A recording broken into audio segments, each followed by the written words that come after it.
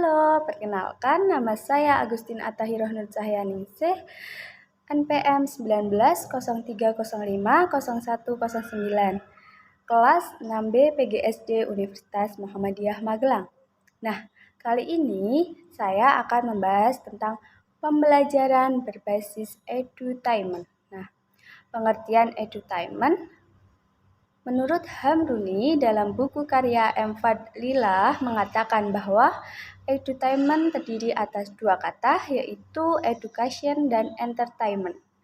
Nah, education itu artinya pendidikan dan entertainment artinya adalah hiburan. Jadi, secara bahasa, edutainment diartikan sebagai pendidikan menyenangkan.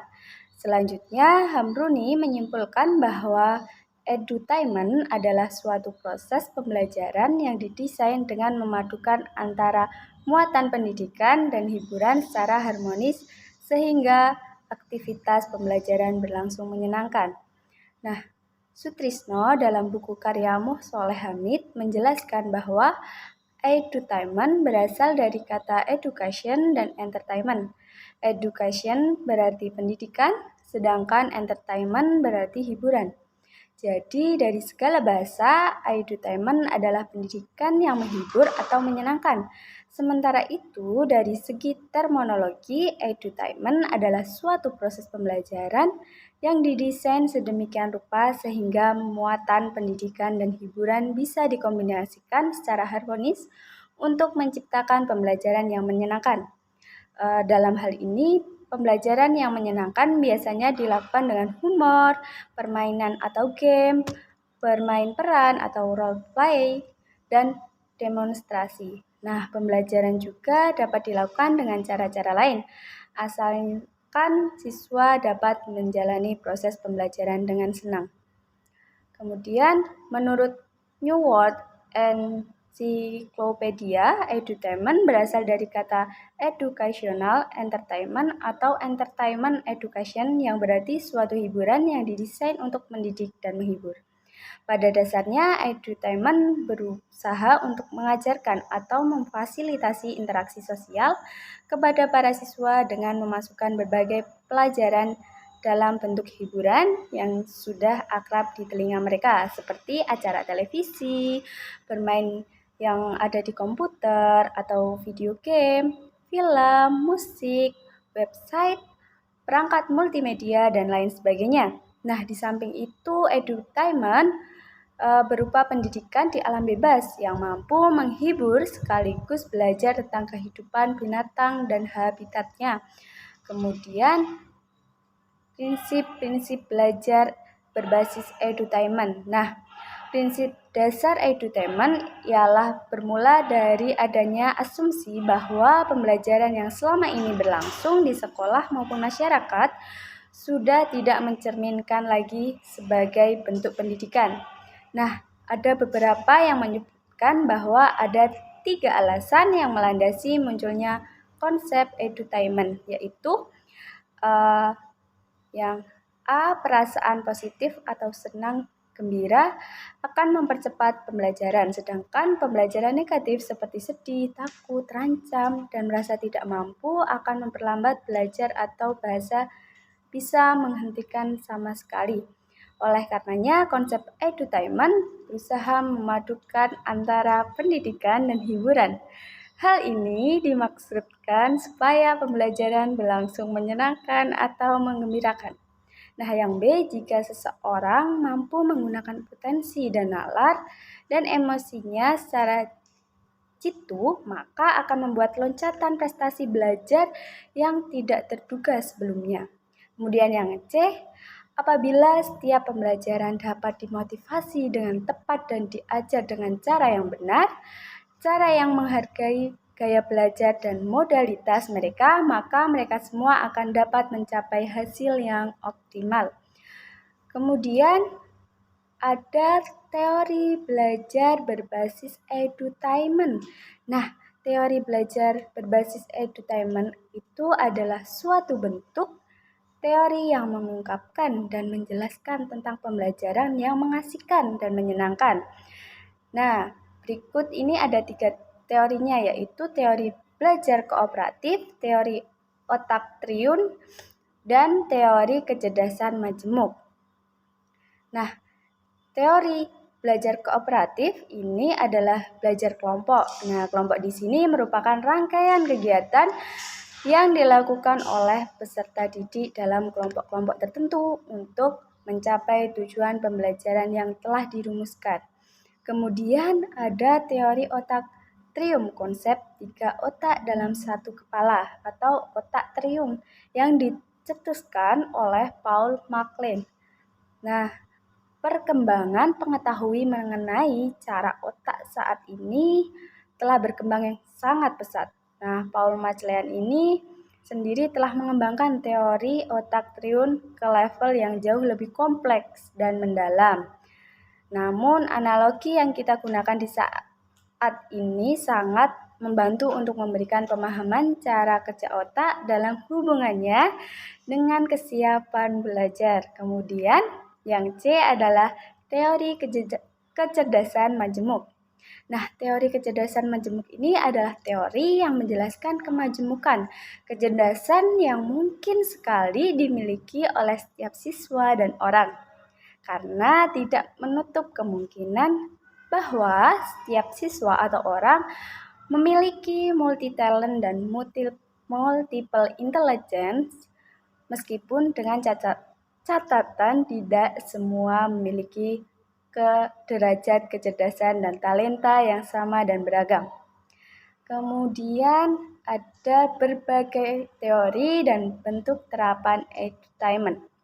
Nah, pada dasarnya edutainment bisa diterapkan dalam pola pendidikan apa saja, sebab dalam perjalanannya, edutainment sudah bertransformasi dalam beragam bentuk seperti humanizing the classroom, activist learning, dan accelerated learning, quantum teaching, quantum learning, dan lain sebagainya.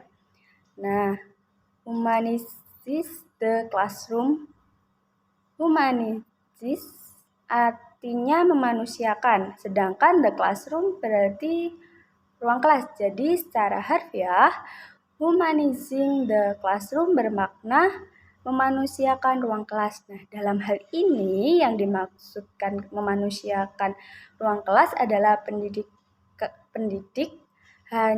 hendaknya memperlakukan para siswanya sesuai dengan kondisi dan karakteristik masing-masing dalam proses pembelajaran.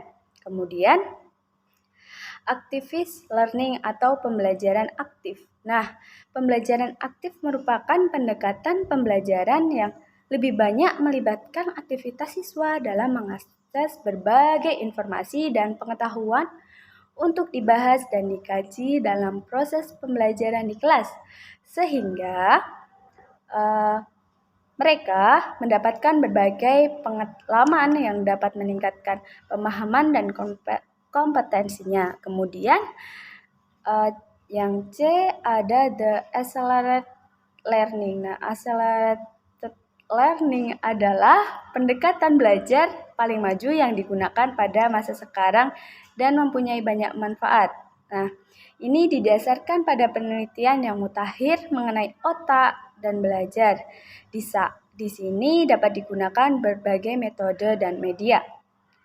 Kemudian ada quantum learning. Nah, quantum learning berakar dari upaya Georgi Lozanov. Nah, seorang pendidik berkebangsaan Bulgaria yang bereksperimen dengan apa yang disebutnya sebagai sugestologi atau sugestopedia. Nah, prinsipnya adalah bahwa sugesti dapat dan pasti mempengaruhi hasil situasi belajar dan setiap detail apapun memberikan sugesti positif atau negatif. Beberapa teknik yang digunakannya untuk memberikan sugesti positif adalah mendudukkan murid secara nyaman, memasang musik latar di dalam kelas, meningkatkan partisipasi individu, menggunakan poster-poster untuk memberikan kesan besar sambil menonjolkan informasi, dan menyediakan guru-guru yang terlatih baik dalam seni pengajaran sugestif. Nah, kemudian ada quantum teaching. Nah, proses belajar atau mengajar adalah fenomena yang kompleks. Segala sesuatu berarti setiap kata, pikiran, tindakan, dan asosiasi, dan sampai sejauh mana Anda mengubah lingkungan, prestasi, dan rancangan mengajar, sejauh itu pula proses belajar berlangsung. Quantum teaching adalah pengubahan belajar yang meriah dengan segala nuansanya. Dan quantum teaching juga menyertakan segala kaitan interaksi dan perbedaan yang memaksimalkan momen belajar. Nah, quantum teaching berfokus pada hubungan dinamis dan lingkungan kelas interaksi yang mendirikan landasan dan kerangka untuk belajar. Yang pertama itu ada asas utama quantum teaching yang berdasarkan pada konsep ini, bawalah dunia mereka ke dunia kita dan antaralah dunia kita ke dunia mereka.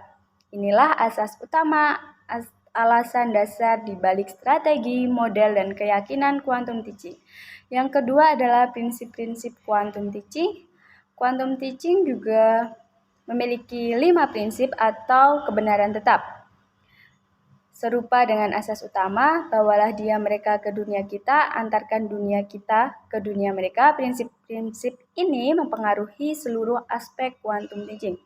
Yang pertama adalah segalanya berbicara, yang kedua adalah segalanya bertujuan, yang ketiga adalah pengalaman sebelum memberikan nama, yang keempat adalah akui setiap usaha, yang kelima adalah jika layak dipelajari, maka layak pula dirayakan. Kemudian, karakteristik edutainment. Nah, yang A adalah konsep edutainment adalah suatu rangkaian pendekatan dalam pembelajaran untuk menjembatani jurang yang memisahkan antara proses pembelajaran dan proses belajar sehingga diharapkan dapat meningkatkan hasil belajar. Kemudian yang B, konsep dasar edutainment berupaya agar pembelajaran yang terjadi berlangsung dalam suasana yang kondusif dan menyenangkan.